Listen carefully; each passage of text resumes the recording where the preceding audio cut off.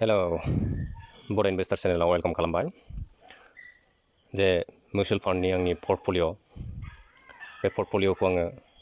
साननैसो प्रब्लेमनि थाखाय दैलि भिडिअ लाबोनो हानाय जायाखै बेखायनो आङो दा जितु थांनाय थार्सडे खालि मार्केटनि मुभमेन्ट आरो मिउचुवेल फान्डनि पर्टफलिय' नेक्स्ट फ्राइडे खालि बेसेबां प्रफिट मोन्दों आङो बे जाबाय आङो दिनै थांनायनिखौबो देखायनोसै आरो दिनैनि मैयानि प्रफिट बेखौबो आङो उइकलि रिपर्ट हिसाबै गासिबो देखायलांफाजोबनोसै बिदिब्ला प्रफिटआ जाबाय फ्राइडे खालिनि प्रफिट नैबे फ्राइडे खालिनि प्रफिटआ 1395 बेबायदि प्रफिट जादोंमोन बेनिफ्राय टटेलाव जाहैदों 8320 रुपिस माने हाई दावखोबाय प्रफिटआ एसे बारायफिनबावबाय लस देखायदोंमोन साननैसो बेनि उनावहाय खेबसेयावनो 1395 बेबायदि प्रफिट देखायबाय अब्ला मार्केटआ मालाबा स्मल प्रफिट आरो साननै लस देखायनानै खेबसेयैनो माने गिदिर प्रफिट देखायबाय बे जाबाय मिउचुवेल फान्डनि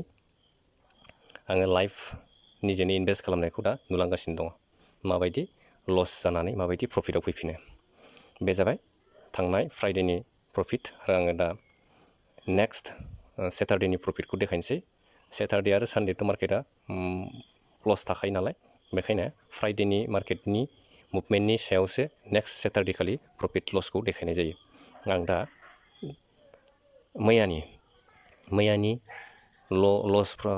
मैयानि प्रफिटखौ देखायनोसै मैया बेसेबां प्रफिट जादोंमोन बेखौ आङो दा मैयानि प्रफिटखौ देखायनि बेसेबां जादों अब्ला नायदो मैयानि प्रफिटआ 708 बेबायदि प्रफिट देखायबावदों आरोबाव माने साननै प्रफिट देखायनायावनो आङो प्रफिटआ बेखिनि जाहैबाय टटेल प्रफिटआ 9029 रुपिस बेबायदि आङो टटेल इनकाम जाबाय दा बियो हाई फारसे दावखोलांगासिनो दं आंनि टटेल रिटार्नसआ दैलि रिटार्नसआथ' लस जायो मालाबा साननै लस सानथाम लस बेबायदि देखायनानै दा आङो फैयै फैयै हाई फारसे फैगासिनो दङ एसेबाबो बारायबोगासिनो दङ प्रफिटआ दा बेनो मिउचुवेल फान्डनि रिटार्न सानसे साननै मास मोनसे मोननैनि रिटार्नसफ्रा बेबायदिनो देखायो लं टार्म इनभेस्ट खालामनायनि लं टार्मावहाय बेसेबां इनभेस्टेड जाहैगोन आंनि मान्थलि एसआइपि जमा जायै बेसेबां रां जमा जाहैगोन आरो बे रांनि टटेल इनकामा बेसेबां जाहैगोन नैबेयावहाय टटेलाव नुलांबाय थागोन बिदिब्ला दासान्दि थिगानो दंथ'यो मिउचुवेल फान्डनि पर्टफलिय'आ आं दा जेसेबां इनभेस्टमेन्ट जादों बेनि फारसे रिटार्नखौ नायोब्ला नुनो मोनो जे आङो 7.14% दासिम गासै आंनि इनभेस्टेड एमाउन्टनि सायाव बेबायदि रिटार्न होबाय 7.14% रिटार्न दा थिगानो दङ दासान्दि मिउचुवेल फान्डनि पर्टफलिय'आ बेवहाय नायोब्ला आरोबाव नुनो मोनगोन जे दैलि रिटार्नआ बेसेबां जादों थांनाय सनिबाराव बेखौ आङो एसे स्लाइडलि स्पिडआवहाय फरायनानै खोन्थालांसै बेसेबां जादों SBI मेगना मिड केप डाइरेक्ट प्लेन ग्रथआ 211 बेबायदि प्रफिट होदों SBI contra direct plan growth बेयो 93 प्रफिट होदों कानारा रब'ग स्मल केप फान्ड बेयो 213 होदों बे मोनथाम मिउचुवेल फान्डआ जाहैबाय लामसाम माने वान टाइम खेबसेल' इनभेस्ट खालामदों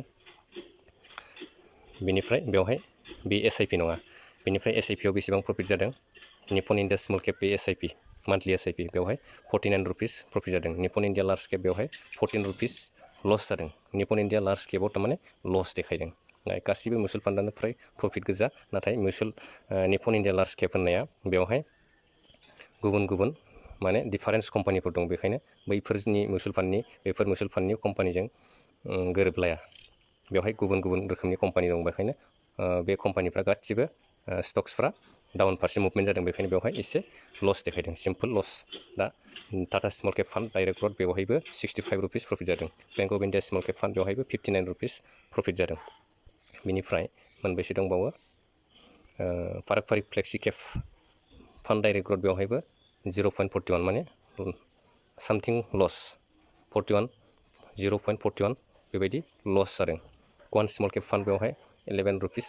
प्रफिट जादों SBI स्मल केप फान्ड बेवहाय 18 रुपिस प्रफिट जादों बेखिनियानो टटेलि ग्रिनावनो दङ प्रफिटावनो जाजोबदों दा मिउचुवेल फान्डनि पर्टफलिय' उइकलि रिभिल्ड पर्टफलिअ रिभिल्ड बेखौ आङो देखायनाय जाबाय। साननैसो भिडिअ लाबोनो हायाखैमोन, दिनै आं खेबसेनो साननैनि सानथामनि प्रफिटखौ आं साननैनि प्रफिटखौ देखायनाय जाबाय। दा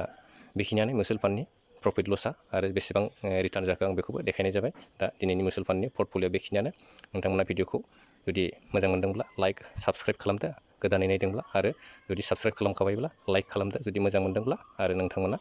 इनभेस्ट खालामनायनि सायाव नलेज जुदि नोंथांमोना बुजिनो लुगैयोब्ला थांखांनाय भिडिअफोरखौ नायनानै बुजिनानै लायोब्लानो जाबाय। नोंथांमोनाबो जाय इनभेस्ट खालामनो गोसो खालामलांनो हागोन। बिदिब्ला दिनैनि भिडिअ बेखिनियानो। Thank you एभरिवान।